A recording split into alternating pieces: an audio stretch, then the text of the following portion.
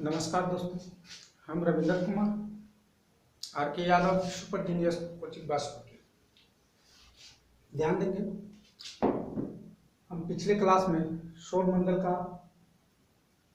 सूर्य के बारे में कुछ बताए हुए थे।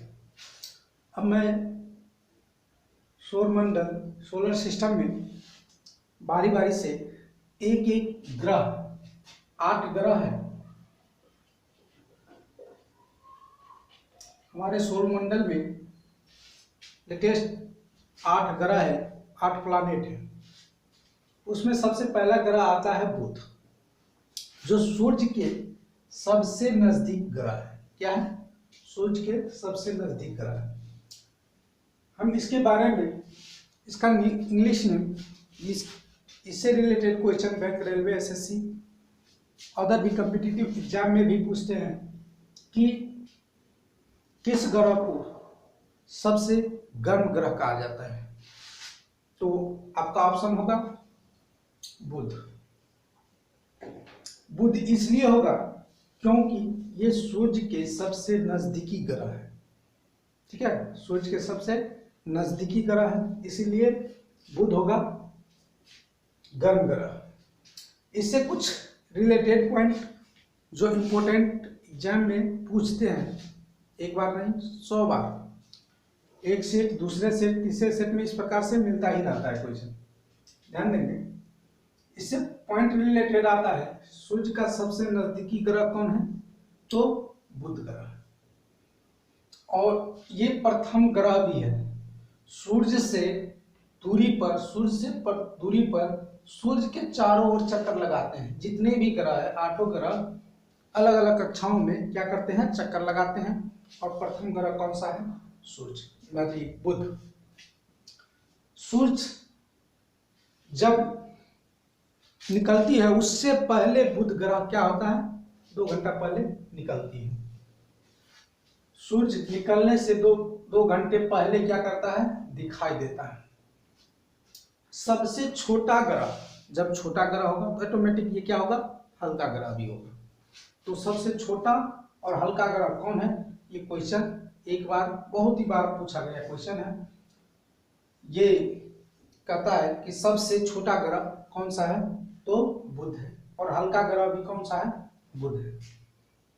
इनके पास कोई भी उपग्रह नहीं होते हैं। ध्यान रखना, इनके पास कोई भी उपग्रह नहीं होते हैं। और इनके पास कोई सहयोगी प्लैनेट नहीं होते हैं। ये सूर्य की परिक्रमा मात्र 88 मिनट में क्या करता है? पूरा करता है। क्योंकि ये नजदीक है तो नजदीक वाला सबसे पहले चक्कर लगा लेगा, क्योंकि इसकी कक्षा जो होती है बहुत ही कम होती है। जो जितना दूरी होगा वो उतना लेट से क्या करेगा? परिक्रमा पूरा करेगा। तो सबसे नजदीक ग्रह है बुध, इसीलिए क्या करता है? वह सबसे पहले परिक्रमा पूरा करता है। यहाँ पर दिन जो होता है बहुत ही गर्म होता है, क्योंकि सूर्य जो दिन में ही निकलता है, इसीलिए क्या होता है? बुध ग्रह पर दिन जो होता है सबसे गर्म दिन होता है। और रात बर्फीली होती है, क्योंकि वहां पर अगर मान ले कि सूर्य निकलने पर ये रोशनी जब देता है दिन में, तो ऑटोमेटिक जो है ये गर्म होगा। और रात जब चंद्रमा की आगमन होती है तो चंद्रमा ऑटोमेटिक बर्फीली होगी। ध्यान देंगे, यहाँ पर जो तापमान होते हैं, दिन में 427 डिग्री सेंटीग्रेड होता है तथा रात में माइनस में चला जाता है। माइनस में 173 डिग्री सेंटीग्रेड होता है। इसीलिए यहाँ पर क्या होता है? रात बर्फीली होती है और दिन गर्म होता है। और देखिए, इसमें बृहस्पति सबसे छोटा ग्रह और सबसे बड़ा ग्रह। देखिए, सबसे छोटा ग्रह, आपको छोटा ग्रह कौन सा है? तो बुध है। और बड़ा ग्रह कौन सा है? तो बृहस्पति।